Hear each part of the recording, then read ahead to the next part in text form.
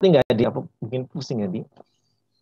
Berarti maksudnya ini tuh tujuan tetap tercapai, tapi nanti masuknya ke opini gitu ya Pak ya? Iya dong, semuanya lo opini. Artinya tujuan tercapai mungkin dikatakannya auditor nggak bisa membuktikan, mungkin kayak gitu kali ya, karena tujuannya adalah untuk minta, tapi auditor nggak bukti yang dia dilakukan tidak mendukung tujuannya dia, artinya dia tidak mendapatkan bukti, artinya nggak bisa memastikan iya atau tidak, asesmen manajemen itu benar atau enggak kan gitu ya. Nah nanti itu larinya ke opini, larinya ke opini. Baik, terima kasih ya Pak. Ya, ada lagi.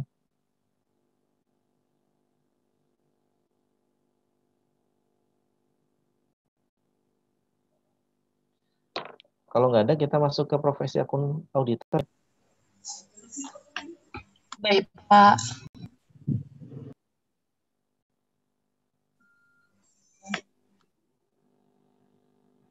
Oke, sebelumnya gini. Ini hanya saya saja yang muncul videonya. Saya pengen tahu, jangan-jangan kalian pada tidur. Kalian semuanya videonya.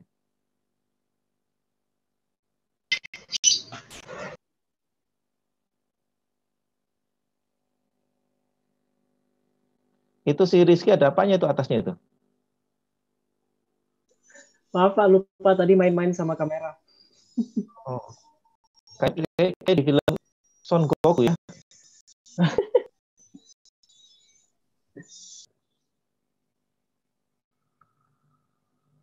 Mana nih Nusrolinas? Oh itu Nusrolinas sudah kelihatan. Apa Nusrolinas? Audit itu apa Nusrolinas?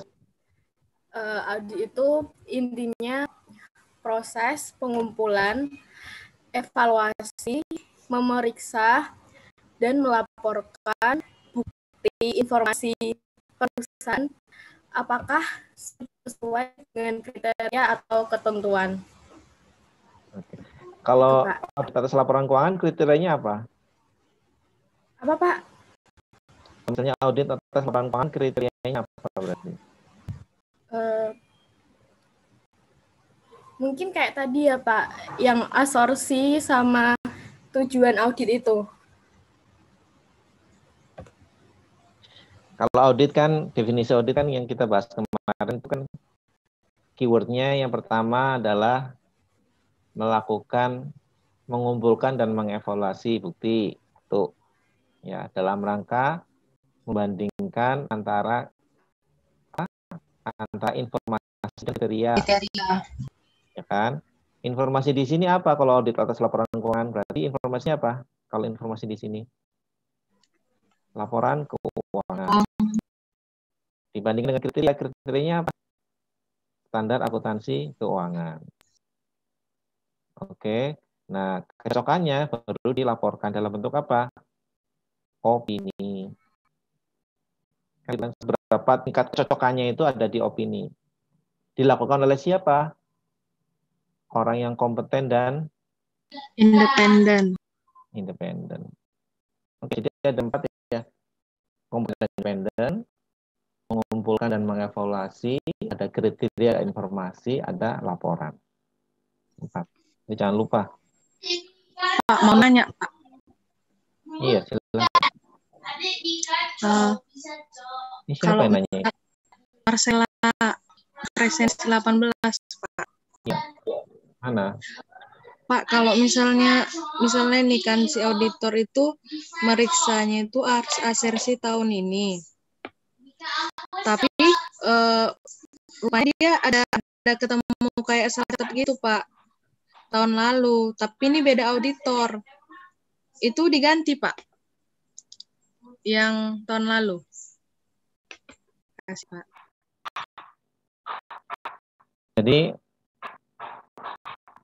Jadi begini. Ketentuan etika, ya, aturan di etika itu auditor dilarang melakukan re-audit. Re-audit itu adalah mengaudit ulang laporan keuangan yang sudah diaudit oleh auditor lain. Pahami nggak? Itu nggak boleh. Nah, ketika kasusnya bahwa ketika current year auditor tuh menemukan ada kesalahan tahun kemarin yang diketahui tahun sekarang, kan gitu ya, kira-kira seperti itu ya. Iya, Pak. Dan tahun kemarin itu diaudit oleh auditor lain, kan gitu kan? Iya, Pak. Nah, kalau seperti itu berarti laporan keuangan tahun kemarin secara harus di-restate. Restate itu disajikan ulang, disajikan kembali. Laporan kemarin ya, disajikan kembali. Nah, tanggung jawabnya siapa? Penyajian kembali. Siapa tanggung jawabnya? Penyajian kembali. Manajemen. Manajemen itu kan. Nah, manajemen harus menyajikan kembali. Nah, cuman kan kembali lagi, kalau misalnya uang itu digunakan untuk atau digunakan untuk misalnya apa namanya mengajukan kredit, untuk investasi macam-macam gitu kan. Artinya kan laporan keuangan yang belum diaudit kan nilainya di mata investor atau di mata user kan kecil gitu kan ya. Tingkat keyakinannya kecil gitu kan. Risiko informasinya terlalu tinggi kan. Makanya harus dilampiri dengan laporan auditor. Nah, siapa nih laporan auditornya? Pertanyaan kan gitu. Laporan auditornya siapa yang berarti mengaudit kan di step bagian kecil yang berubah itu kan harus diaudit lagi tuh. Gitu kan? Yang audit siapa? Nah, kalau auditor berjalan audit tahun kemarin itu nggak boleh menyalahi etika. Makanya si manajemen harus berkomunikasi auditor yang lama. Karena kewajibannya mengaudit itu hanya auditor yang lama gitu loh. Gitu kira-kira. Paham, Pak. Makasih, Pak. Kecuali kalau perusahaan ini perusahaan yang regulated. Anggap aja emiten gitu kan. Lah, emiten dalam regulatornya dalam hal ini OJK memerintahkan auditor yang baru itu untuk melakukan audit tahun kemarin. Defaultnya nggak boleh ya. Defaultnya nggak boleh melakukan audit yang sudah dilakukan auditor lain itu nggak boleh default secara default. Tapi ada ketentuan khusus karena regulator yang minta diperkenankan. Tapi bagaimanapun juga harus dilakukan komunikasi dengan auditor yang lalu. Ngerti ya? Ngerti, Pak.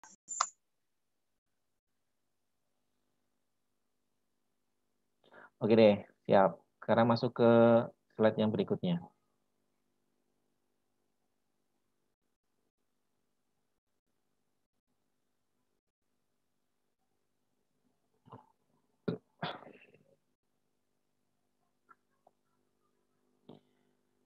Oke ya, ini kita masuk ke profesi auditor.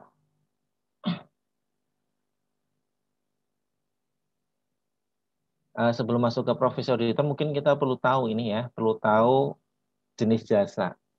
Oke ya, ada 2 jenis jasa secara umum ya, jasa keuangan itu ya, jasa akuntansi, jasa keuangan itu ya. Secara umum itu ada 2. Yang pertama adalah jasa asurans dan jasa non asurans. Tahu nggak nih? Ada ngerjain ini nggak kemarin tugasnya? Ada, Pak. Ada ya.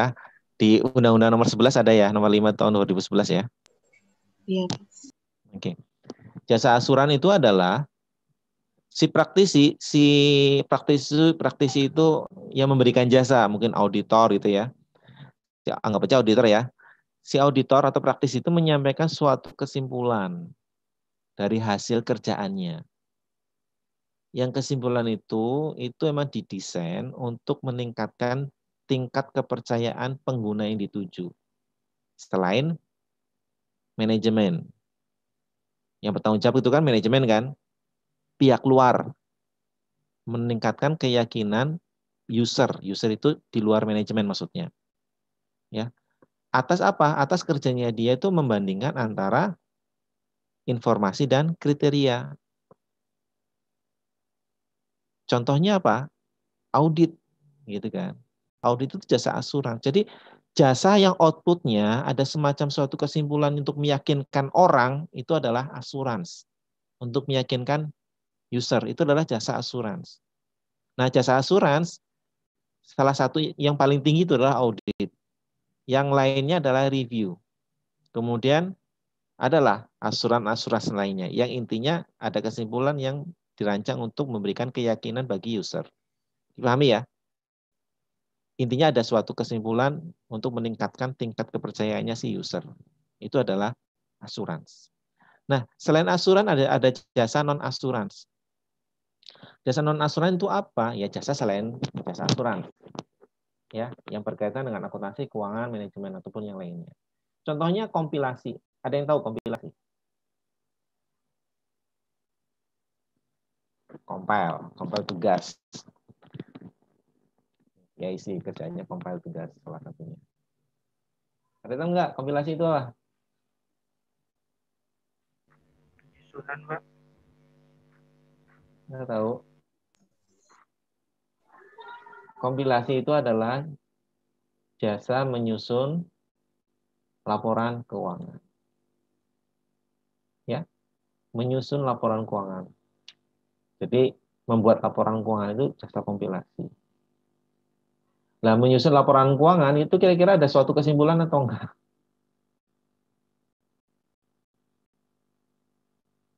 Kamu misalnya kalian ada tugas PKL, ada tugas PKL ada nggak sih sekarang? Belum PKL, Pak. Belum Ada, Pak. PKL. Tapi ada ya ntar. Ada, Pak. Amin, ada Pak. Oh, Ada, Pak. amin. Semester 6. Oke. Ada PKL kalian itu misalnya suatu perusahaan nggak punya laporan keuangan. Nah, judulnya adalah penyusunan laporan keuangan perusahaan ABC. Nah, laporan si perusahaan itu nggak punya laporan keuangannya terstandar. Kalian nyusunin, membuatkan. Nah, kalian sedang melakukan kompilasi itu. Oke. Kira-kira kalian ngasih ini nggak? Ngasih kesimpulan. Laporan keuangannya sudah baik. Sesuai dengan standar.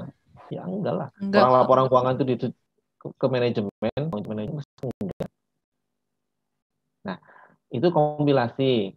Contohnya non asuran, ada konsultasi ataupun yang lainnya lah yang sifatnya nggak ada suatu kesimpulan untuk meyakinkan pihak lain di luar manajemen. Oke ya. Nah, berikutnya. Nah, sekarang kita masuk ke akuntan publik. Akuntan publik itu apa? Akuntan publik adalah seorang yang dapat izin dari Menteri Keuangan untuk memberikan jasa sesuai dengan Undang-Undang Nomor 5 Tahun 2011. Jasa apa? Asuran dan non-asuran. Nah, tahu kan berarti ya? Jadi akuntan publik itu dia bisa memberikan jasa asuran dan non-asuran.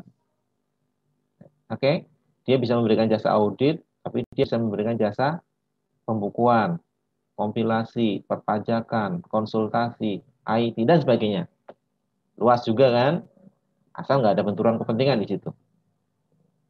Nah, ada poin lagi nih yang perlu ditekankannya jadi stressingnya. Selain akuntan publik, dilarang menandatangani laporan asuran. Oke?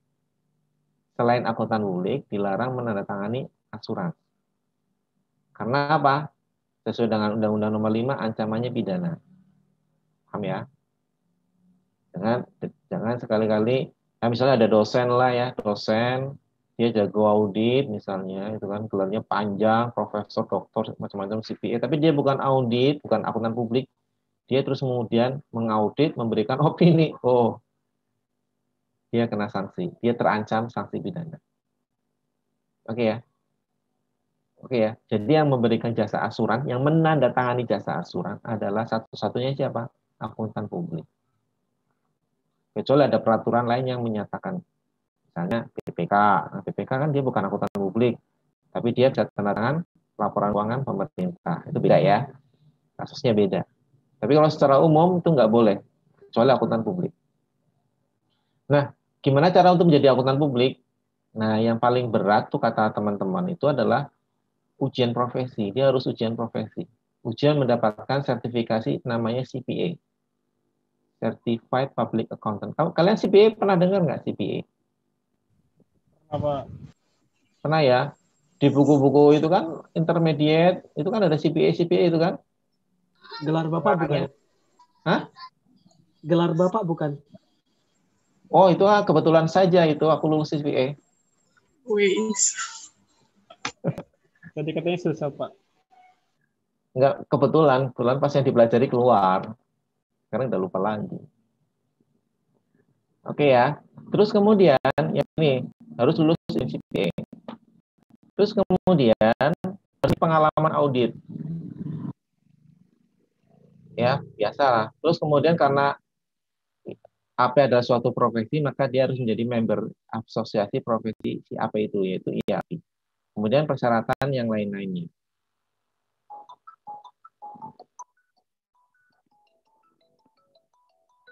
Sebentar ya. Dengar nggak suara saya? Dengar, Pak. Oh, dengar. Oke.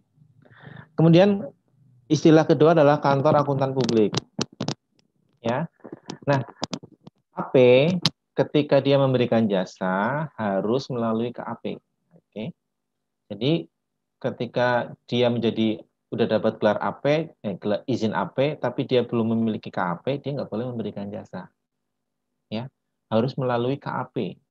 Harus punya rumahnya dulu, baik membuat rumah sendiri ataupun gabung dengan teman AP yang lain yang sudah punya rumah. Oke ya. Nah, kemudian yang kedua, sekarang bentuk usaha KAP itu seperti apa? Nah, ada yang perorangan, ada yang persekutuan. Kalau yang perorangan, AP-nya cuma satu. Kalau persekutuan itu AP-nya lebih dari satu. Kalian pernah dengar kan nama KAP apa? Kemarin kan saya sudah sampaikan ya, yang dicontoh itu, yang dicontoh opini. Ada, Pak. Ada ya. Nah, itu adalah KAP bentuk perorangan. Karena apa? Karena namanya adalah nama-nama partner yang ada di KAP itu. AB, CD, DE, dan rekan misalnya. Kalau ada kata-kata dan rekan, artinya AP-nya lebih dari satu. Berarti dia persekutuan. Atau namanya di nama KAP-nya lebih dari satu kata. Itu umumnya adalah, tapi satu kata itu bukan dari nama dia sendiri ya, tapi nama rekan yang lain. Misalnya di sini Farhan, Debi, Putri, itu kan nama masing-masing orang kan. Ya, Farhan, Debi, dan Putri. KAP Farhan, Debi, dan Putri. Nah, itu KAP perorangan. Tapi kalau misalnya namanya KAP Debi Nehemia misalnya, itu adalah KAP persekutuan karena namanya hanya nama untuk satu orang. Nanti ya. Tapi intinya kalau ada kata-kata rekan berarti bisa dipastikan dia adalah KAP yang lebih dari satu AP. Oke ya. Terus kemudian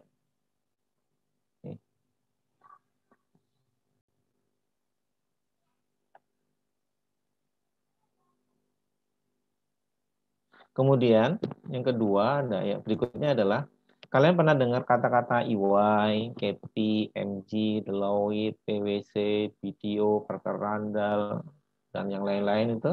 Pernah lihat nggak? Pernah dengar Belum, nggak? Pak. Belum, Pak. Belum. Yang Bapak tunjukin nggak sih, Pak, yang audit yang BDO? Nah, itu BDO yang saya tunjukkan itu BDO. Oh Iya. iya Pak, satu Ya, Pak. selain BDO itu ada yang lain kayak EY. Kayak di TV kan ya diaudit oleh EY. Pernah dengar nggak? Belum, Jangan Pak. EY, PwC. Nah, ini adalah organisasi audit asing ya. Atau KAP asing. Ini kalau yang saya sebutkan adalah organisasi audit asing. Nah, ini itu internasional. Jadi ya kalau di Indonesia ada berarti KAP lokal. Nah, yang ini yang nama-nama lokal dan rekan, nama partner ini namanya KAP lokal yang ada di izin yang ada izin dari Kementerian itu namanya KAP lokal. KAP lokal itu bekerja sama dengan asosiasi dengan organisasi audit asing. Contohnya ya kayak ini, kayak EY, KPMG, Deloitte, PwC. Dia bekerjasama dengan organisasi audit asing, kerjasama mungkin dalam bentuk ini ya, dalam bentuk macam-macam lah. Royalti karena menggunakan nama dia, royaltinya harus dikirim bisa jadi. Tapi yang lebih utama adalah kerjasama dalam bentuk sistem, aplikasi audit. Sistemnya bukan hanya sekedar sistem kalau yang besar ya, bukan hanya sekedar sistem audit itu enggak.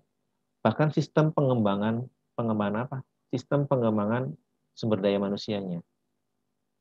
Jadi dikontrol dari sana.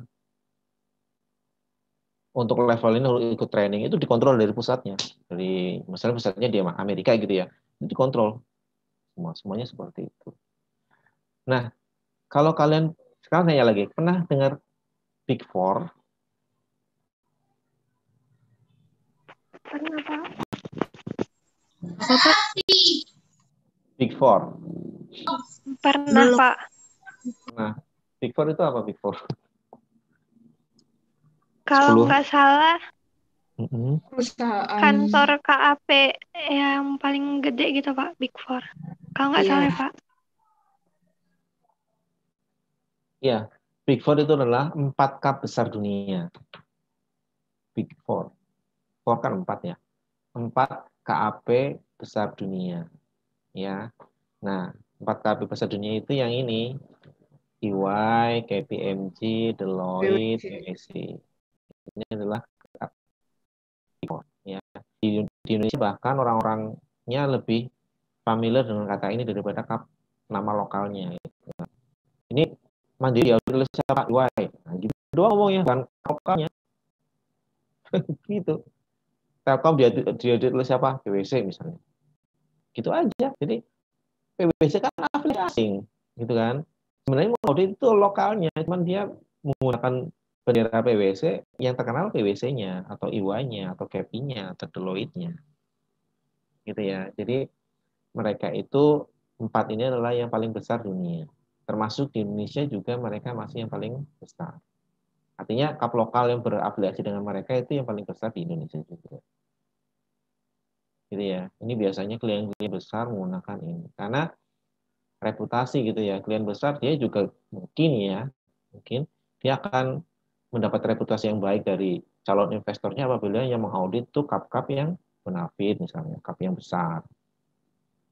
Meskipun posnya tinggi gitu kan, sekian miliar. Tapi dengan modal seperti itu investor akan percaya pada dia.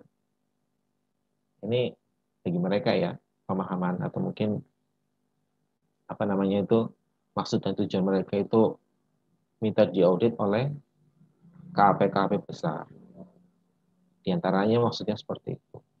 Sebenarnya bisa juga milik KAP yang kecil dengan yang fee yang kecil, tapi kan efek ke depannya beda. Reputasi di mata investor, kreditor, sebagainya. Oke ya. Kemudian berikutnya, oke, sekarang tim audit. Tim audit itu adalah tim audit ya berarti tim yang melakukan audit itu tim ya, karena audit itu nggak mungkin dikerjakan oleh 1 orang. Ya paling nggak 2 orang lah minimalnya itu kan, minimalnya lah gitu ya. Kalau 1 orang itu gimana ya? Oke, nah susunan tim audit di masing-masing KAP itu beda-beda. Oke, bervariasi tergantung kebutuhan kapnya. Nggak bisa dipukul rata harus ini, harus ini, harus ini. Nah di sini ini adalah contoh ya, contoh. Dalam suatu tim audit yang harus ada adalah yang apa coba? Menurut kalian yang harus ada itu siapa? Auditor. Ya auditor. Audit. Ya benar, auditor yang seperti apa maksudnya? Signing partner, Pak, bukan? Iya. Ya, ini ada tulisannya signing partner. Auditor yang sebagai signing partner. Sebagai signing partner harus ada. Ngaudit tapi nggak menerbitkan laporan, terus apa dong, apa gunanya gitu kan? Nah, signing partner itu siapa? Yang menandatangani laporan audit itu siapa? Siapa yuk? Ketuanya. Akuntan publik. Timnya, Pak. Siapa? Akuntan publik bukan, Pak? Iya, akuntan publik, betul. Yang tadi saya sebutkan, ya kan, bahwa satu pihak yang boleh menandatangani laporan asuransi adalah akuntan publik. Audit adalah bagian dari laporan dari jasa asuransi. Oke ya, jadi kalian bisa pahami di sini ya. Jadi ketika melakukan audit, ya, itu harus ada yang menandatangani laporan audit, yang bertanggung jawab atas laporan auditnya. Itu siapa? Signing partner. Oke. selain signing partner, boleh itu akuntan publik juga atau boleh yang lain juga. Nah, contoh di sini ada di bawahnya ada engagement partner. Engagement partner ini adalah akuntan publik, tapi dia posisinya tidak menandatangani laporan. Umumnya ini kalau audit klien yang besar ada nih engagement partner. Dia audit yang mungkin lebih junior ya daripada signing partnernya, tapi dia nggak tanda tangan opini. Tapi dia ya sebagai leadernya lah, leader di lapangannya. Oke, ini biasanya untuk kap yang apa?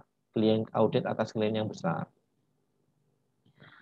Kemudian mungkin ada manajer atau ada ketua tim, ada mungkin istilah lain supervisor, apapun lah, atau mungkin asisten. Di sini contohnya senior auditor, junior auditor. Oke ya. Nah, pertanyaan saya nih, kalian nanti setelah lulus boleh nggak melakukan audit? Belum. Belum boleh, Pak. Kenapa belum boleh? Belum boleh menandatangani bukan Pak?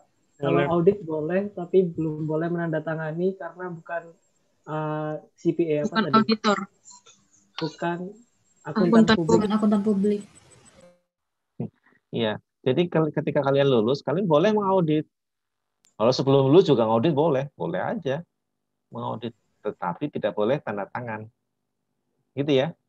Jadi kalian bisa jadi auditor, itu banyak tuh teman-teman senior-senior kalian kalau ketika mau menunggu penempatan, dia magang dulu di KAP, yang ikutan audit, pengalaman mengaudit, gitu.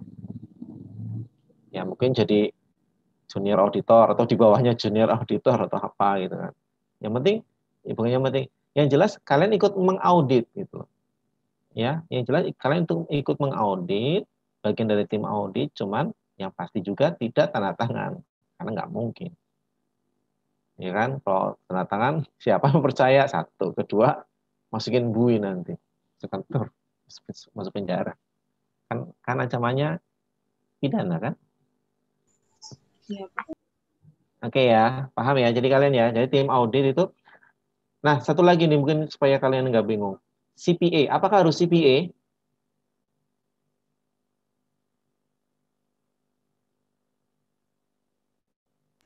Halo?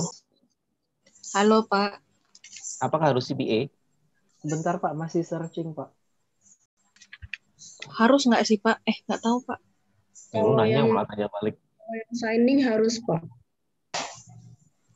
Iya, kalau signing ya harus CPA karena syarat jadi AP adalah CPA dulu. Iya. Oke ya. Tapi yang lain nih, kalau signing partner pasti CPA itu udah. Kalau yang lain, yang signing partner, boleh nggak? Harus, Pak. Harus, Pak. Jadi boleh. Boleh. Selama Iya. dia mampu boleh Pak. Boleh lah, Pak. Kan tadi kan contohnya kan lulus setan, nunggu penempatan, magang di KAP, ikut audit. Berarti kan kemungkinan dia belum CPA kan, karena CPA itu harus S1 dulu. Iya, Pak. Artinya bisa ya, belum CPA juga enggak masalah. Oke. Oke ya, paham ya. Ngerti ya sampai sini ya, tim audit ya. Jadi pahami ya. Izin bertanya, Pak. Ya, silakan. Itu di tim di KAP maksud saya. Di KAP itu bisa lebih dari satu tim audit apa cuma satu ya, Pak? Ya, tergantung KAP-nya. Tergantung KAP-nya. Kalau KAP-nya sumber dayanya banyak, ya mungkin pasti lebih dari satu tim audit. Oh, kalau besar gitu bisa lebih dari satu tim audit gitu ya, Pak? Juga kalian bayangin aja, misalnya KAP besar di Indonesia itu auditornya lebih dari 1.000, 2.000 auditor. Artinya kan jadi berapa tim audit itu? Kan gitu ya. Ada juga ekstrimnya ya. Karena syarat menjadi KAP itu harus memiliki tenaga auditor 2 minimal, 2. Jadi ketentuan di regulasi akuntan publik itu 1 akuntan publiknya, 2 auditor. Artinya ada 3 orang lah paling enggak. Paling enggak ini. Ketika KAP kecil, nggak baca KAP kecil yang auditornya cuma 2, artinya totalnya 3. di saat yang bersamaan dia bisa juga mengaudit lebih dari satu klien. Di saat yang bersamaan ya. Artinya sama-sama post year, artinya di bulan Februari misalnya untuk melakukan audit atas laporan keuangan PT ABC, PT CDE, PT XYZ bertanggal 31 Desember. Ada 3 klien tapi dilakukan secara sekaligus. Ya bisa aja, boleh-boleh aja. Tinggal atur waktunya aja. Kapan ke klien A, kapan ke klien B, kapan ke klien C. Satu tim menghandle 3 klien. Atau ada juga satu tim yang khusus untuk mengaudit satu klien juga ada. Mungkin karena kompleks ya, nggak bisa dibagi-bagi lagi. Jadi didedikasikan untuk mengaudit satu klien. Bisa aja ya seperti itu. Tergantung kondisi lah ya. Oke, berikutnya ya. Ada pertanyaan lagi nggak? Izin bertanya, Pak. Ya. Kira-kira yang mengaudit KAP itu KAP lain gitu, Pak? Apa ada organisasi sendiri gitu, Pak? Audit apa? Misal kinerja KAP ya, kayak laporan keuangannya gitu, Pak. Setahu saya mengaudit laporan keuangan KAP itu belum ada deh kayaknya. Jeruk makan jeruk ya. Yang boleh mengaudit laporan keuangan kan KAP. Artinya KAP mengaudit KAP gitu ya. Itu kayaknya saya belum pernah ketemu tuh. Belum pernah dengar KAP diaudit oleh KAP. Belum pernah dengar. Audit lah ya judulnya ya, audit atas laporan keuangan. Itu belum pernah dengar. Nah, yang ada mungkin bagaimana peer dengan review. yang peer review itu, Pak? Peer review itu bukan audit. Peer review itu bukan audit. Peer review itu adalah ada rekan sejawat sama-sama KAP lain yang dia mereview kerjaannya si KAP yang satu lagi. Artinya maksudnya sebagai kontrol loh. Bagaimana pandangan pihak lain, apakah kerjaan saya itu udah bagus atau belum? Maksudnya seperti itu. Bukan audit atas laporan keuangan. Jadi melihat apakah kerjaan saya sesuai standar atau enggak gitu. Misalnya Tapi, kalian Pak, gini lah, ya. Gimana? kalau misalkan KAP di audit itu emang buat apa, Pak? Emang ada sahamnya gitu, Pak, di KAP? Kenapa? Di KAP itu kalau misalnya ada audit itu emangnya buat apa? Kan nggak ada saham juga di sana, Pak. Nah makanya, tadi kan pertanyaannya ada nggak KAP diaudit oleh siapa gitu kan? Ya kalau mau diaudit boleh-boleh aja, silahkan aja. Kan ada laporan keuangan. Laporan keuangan itu objek untuk diaudit. Tergantung ada nggak KAP yang mau diaudit. Kecuali kalau KAP itu mengajukan modal ke pihak lain untuk dikucurkan dananya, ya mungkin ketok tular ya modelnya ya. Maksudnya gentleman aja, narik calon AP, yuk kita bikin KAP gitu kan. Kalau enggak kamu gabung sama aku, tapi tolong dong store modal. Kayak gitu. Tapi bukan karena seperti yang lazim di perusahaan, saya pinjam ke bank, maka harus punya laporan audited, itu enggak. Karena saya belum pernah lihat KAP diaudit laporan keuangannya, belum pernah lihat. Tapi kalau KAP dilakukan audit kepatuhan, iya. Dipahami bedakan ya. Audit itu kan macam-macam ya. Ada audit kepatuhan, ada audit operasional, ada audit laporan keuangan. Kalau audit laporan keuangan itu domainnya auditor. Yang boleh mengaudit adalah auditor. Tapi kalau audit kepatuhan, itu bahkan KAP itu diaudit oleh siapa? Kementerian Keuangan, regulatornya. Di sini kalian lihat kan, di sini ada perizinan pelaporan pengawasan. Artinya diawasi, diperiksa, atau mungkin orang sering punya diaudit. Nah itu. Tapi apa yang diaudit? Objeknya apa? Tujuannya apa? Untuk memastikan atau meyakini bahwa apakah si auditor itu, si KAP itu dalam menjalankan tugasnya itu sesuai dengan standar atau tidak. Nah, tujuannya itu tujuan Kementerian Keuangan mengaudit KAP itu seperti itu, bukan mengaudit laporan keuangannya. Karena nggak bisa mengaudit laporan keuangan. Ngerti ya? Dipahami ya? Paham, Pak. Oke, nah regulatornya itu satu Kementerian Keuangan. Jadi seluruh APK itu perizinannya di Kementerian Keuangan. Ada yang tahu di mana Kementerian Keuangannya? Kan luas Kementerian Keuangan itu, ada DCP, ada SETAN juga kan Kementerian Keuangan. Ada BPPK, ada PKF, ada Ijen, ada DJPK, DJA, DJPB. Gimana ya? Ada yang bisa tahu nggak? Ijen. Gimana? Ijen. Iya, Ijen. Di Ijen. Ijen kan dia auditor internal, masa ngurusin auditor eksternal? Oh, yang eksternal. Ya. Iya, kan KAP kan auditor eksternal perusahaan. Sedangkan Ijen dia auditor internal pemerintahan. Kayaknya kurang nyambung deh, kurang nyambung. Nggak ada yang tahu. Di salah satu direktoratnya, Pak. Ya pokoknya terserah lah nama eselon satunya atau eselon 2-nya.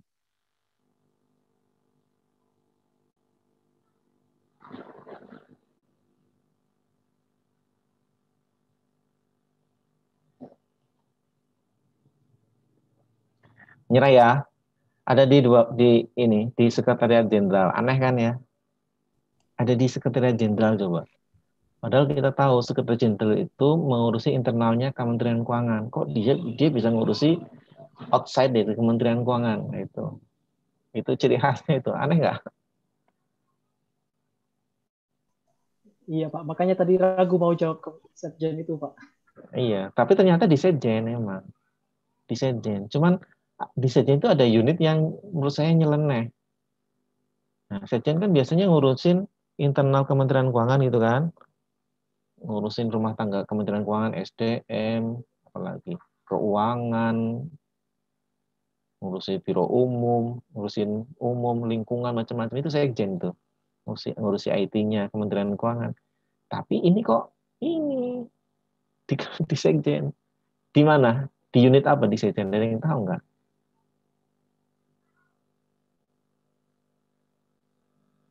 Ini kalian gimana sih kalau di RPS ada kok? Udah bingung.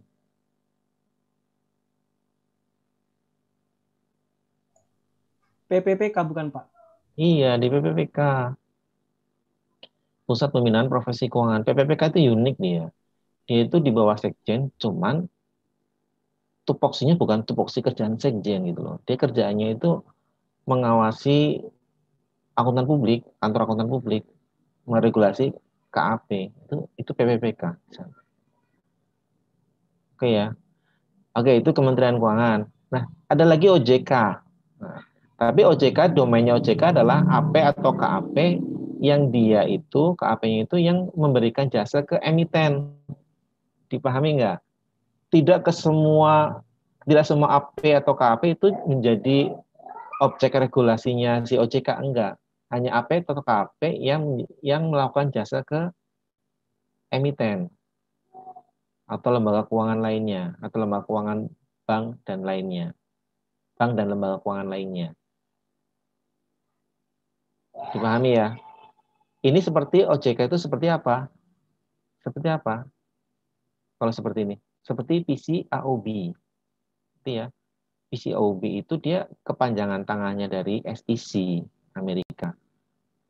Yang PCAOB itu ngurusin KAP yang mengaudit emitennya OJK, emitennya si SEC. Oke ya. Berikutnya. Asosiasi profesi. Nah, apa nih asosiasi profesinya?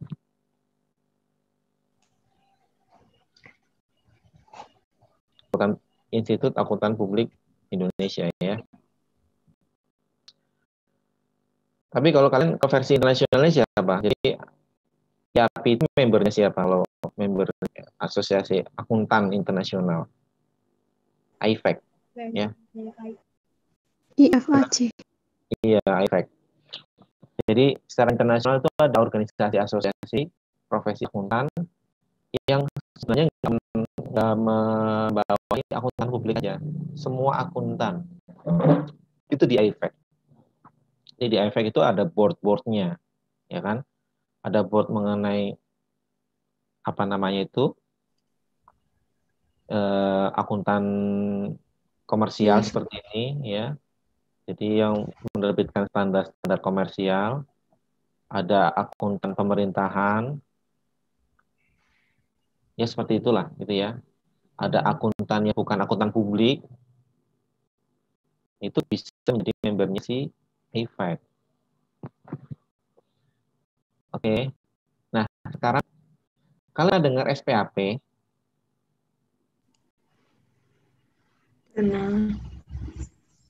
Pernah buka SPAP? Belum. Yang tugas Belum, nggak sih, Pak? Yang Iya, apa? Pak. Yang tugas. Yang Oh, Bapak yang suruh ngeresum. Itu saya ngeresum apa? SPAP-nya Jadi direkom. tugas 2 itu kayak dari standar audit baru dikasih kayak SPAP juga, Pak. Banyak gitu standar audit gitu, Pak. Oh, bukan yang kemarin ya? Iya, yang tugas 2 kemarin, Pak. Yang Oh, baru gitu. dikumpul. Oh iya. Jadi gini ya, SPAP itu Standar Profesional Akuntan itu diterbitkan oleh Dewan Standar Profesi yang ada di bawah IAPI. Ya, jadi yang menyusun standar profesional akuntan publik adalah Dewan Standar Profesi, suatu bagan yang ada di bawah IAPI. Oke. Nah, SPAP itu sendiri itu adalah adopsi dari, nah kalian tahu nggak nih, IAASB, IASB, efek. Tahu nggak? Halo. Halo Pak. Halo, gimana? Standar yang milik AFK berarti Pak. Searching di Google.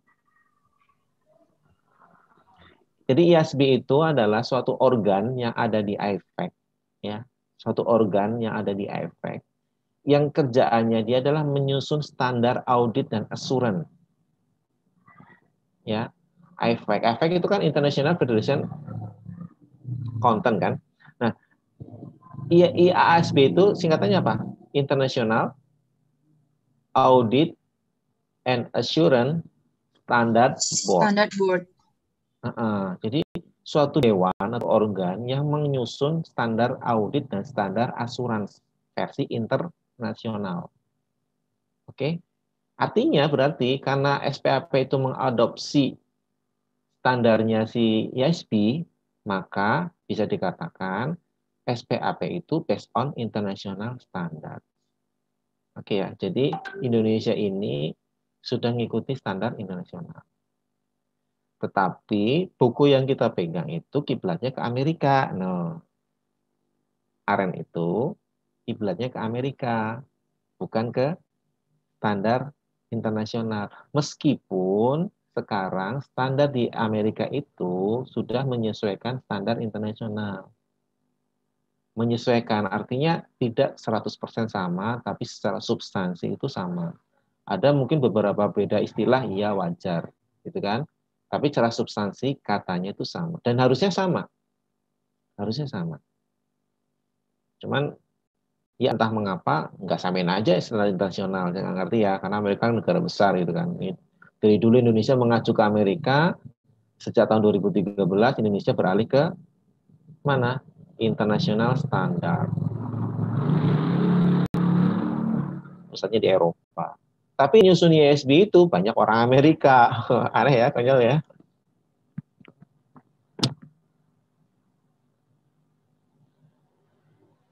Oke. Masih ngikutin nggak ini? Masih, Pak. Sekarang kita lihat kodifikasinya SPAP. Ya. Jadi di SPAP itu ada berapa jenis? Ada 5 jenis standar. Ada 5 kelompok standar. Yang pertama ada standar pengendalian mutu. Orang sering menyebutnya SPM. Versi internasional sama ISQC1. Apa nih? International Standard Quality Control. 1. Nah, standar ini digunakan untuk siapa? Untuk KAP. Dalam rangka memberikan jasanya. Tapi tidak terbatas jasa ya. Artinya gini, untuk kegiatan seluruh KAP. Gitu ya. KAP kan suatu institusi gitu kan yang menaungi AP dan auditor-auditor. Ya. Auditor kan ketika KAP memberikan jasa kan melalui auditor. Yang turun adalah auditor AP juga itu kan.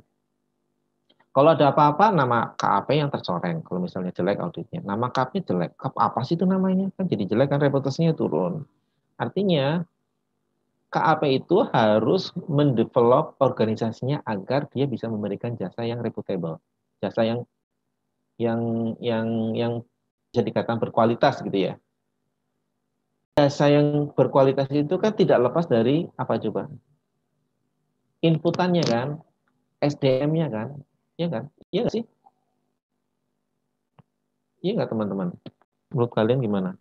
Iya. Kayak Stan lah, gitu kan, Stan. Stan itu kenapa terkenal? Karena tidak lepas dari inputnya. Coba kalau yang masuk Stan nggak dites, siapa duluan, siapa yang masuk? Coba. Bisa bayangin aja kayak apa Stan. Ini karena Stan tuh disaring dari sekian ribu yang masuk seperti kalian ini, otomatis Stannya pasti bagus. Tinggal sistem yang ada di Stannya tinggal dikembangkan aja gitu. Sama aja dengan si perusahaan atau KAP ini. Ketika KAP itu merekrut auditor, kan nggak sembarangan rekrut kan harusnya. Ya nggak? Harus dites, karena kan dia melakukan audit, di mana hasilnya akan digunakan oleh banyak pihak. Nah, kira-kira seperti itu. Nah, SPM itu mengatur diantaranya seperti itu. Gimana cara merekrut, gimana tuh cara mengatur jenjang jenjang karir auditornya sampai ke AP, dari baru pertama kali masuk jadi senior, jadi junior, senior, manajer, sampai ke akuntan publik, jenjang karir seperti apa, terus penggajiannya seperti apa, dan yang pasti guidance auditnya juga harus disusun. Jangan sampai AP1 dan AP yang lain dalam satu cup kerjaannya beda-beda karena nggak ada guidance-nya. Kan harusnya sama ya, SOP-nya lah dibilang gitu. Iya nggak?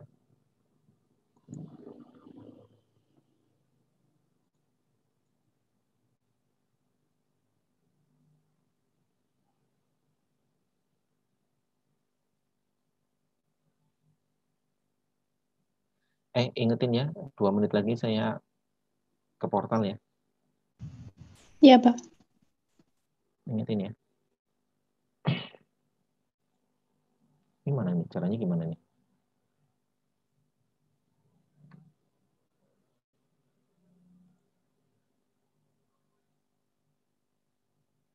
Oke ya. Itu SPM 1. Kemudian kedua adalah standar audit. Nah, ini standar audit. Standar audit adalah standar yang digunakan oleh akuntan publik ketika dia mengaudit laporan keuangan. Ketika dia melakukan jasa audit, dia harus menggunakan standar audit. Oke, standar audit kita mengacu pada ISA. Ya, ISA itu diterbitkan oleh IASB. ISA itu singkatannya apa? International Auditing Standard. S-nya di tengah. International Itu Standard namanya IAS. on Auditing, Pak. Iya, International Standard on Auditing. Nah, itu harus auditor harus mengacu pada standar audit. Kalian bisa lihat di mana di situsnya ya, apk-nya dibuka deh. Kalian bisa cek-cek di situ. Ya, kalau mau baca-baca silakan. Kemudian berikutnya adalah standar perikatan review. Ada juga standar perikatan asuransi, ada juga standar jasa terkait. Nah, standar audit, standar review, sama standar perikatan asuransi itu jenis jasa apa ya? Jasa asuransi, Pak. Asuransi. Jasa asuransi. Asuransi. Itu adalah jasa asuransi. Ya, jasa asuransi. Nah, standar audit itu kodifikasinya biasanya dimulai dari angka 200 sampai 900. Artinya misalnya SA 315, oh berarti ini adalah standar audit. Kalau SPR, review itu diawali dengan angka 2000, 2400, 2000 sekian. Kalau asuransi, perikatan asuransi, maksudnya asuransi lainnya ya, itu diawali dengan angka 3000. Kemudian kalau yang jasa terkait, yang non-asuransi, itu diawali dengan angka 4000. Ya kira-kira gitu ya. Kalau kalian ketemu standar nomor 4000, oh berarti dia standar jasa terkait, bukan asuransi. Oke, ini waktunya habis. Bentar dulu.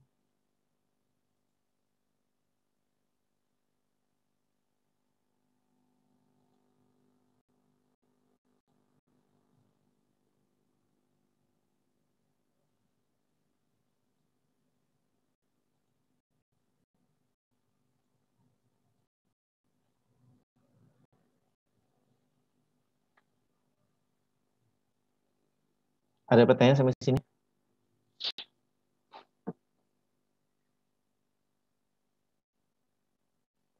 Ada yang tanya nggak? Pak, izin bertanya.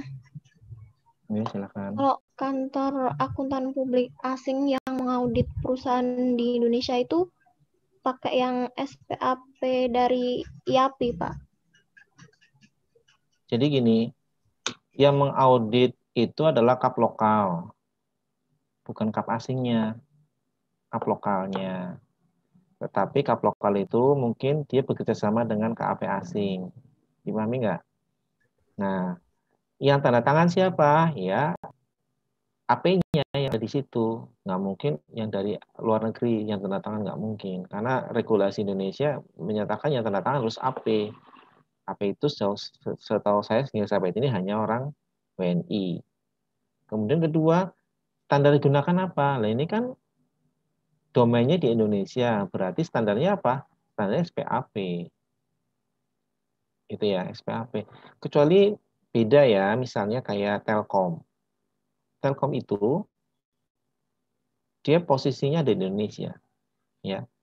Ketika auditor mengaudit Telkom untuk kepentingan regulasi yang ada di Indonesia, artinya kan dia Telkom, dia TBK, dia BUMN, artinya dia harus submit laporan ke OJK, ya kan?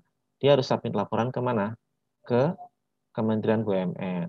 Nah, terus gimana dong? Karena kan Telkom itu dia diaudit, dia submit laporan auditnya kemana? Laporan keuangan audit itu kemana? Ke SEC kan? Karena dia anggota emiten di SEC. Sedangkan SEC standarnya sudah beda lagi. Pakai standar apa di SEC? Aku nanya. Standar apa yang di SEC? Yang Halo? yang IAASB tadi, Pak. Iya.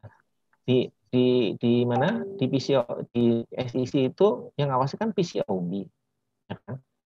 Nah, Iya, PCAOB itu, ya, PCAOB itu menyerahkan ke emitennya, boleh menggunakan PCAOB standar atau menggunakan internasional standar.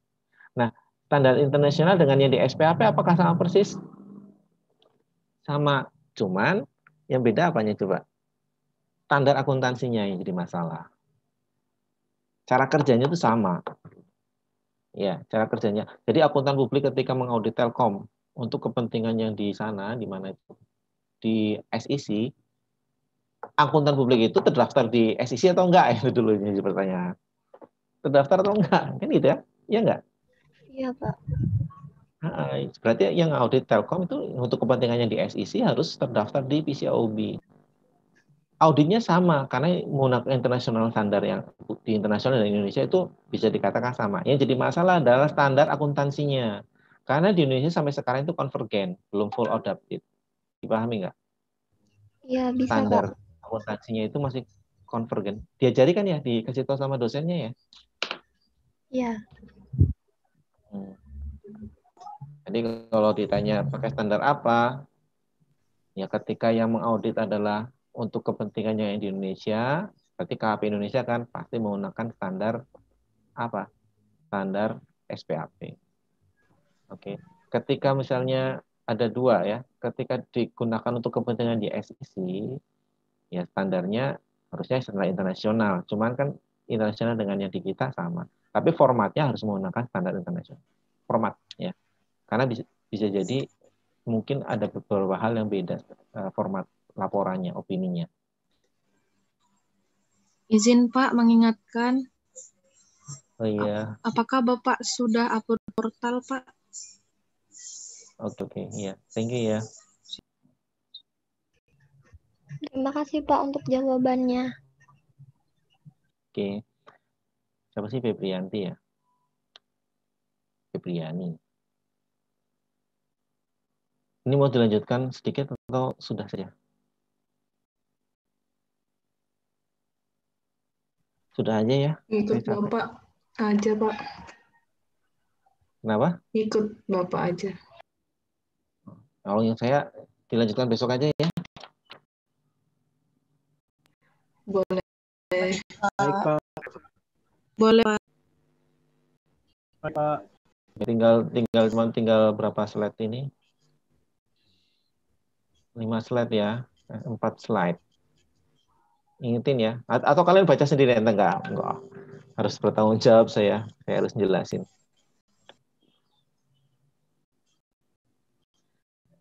Oke, teman-teman. Sebelum saya tutup, coba tampilkan video kalian semua.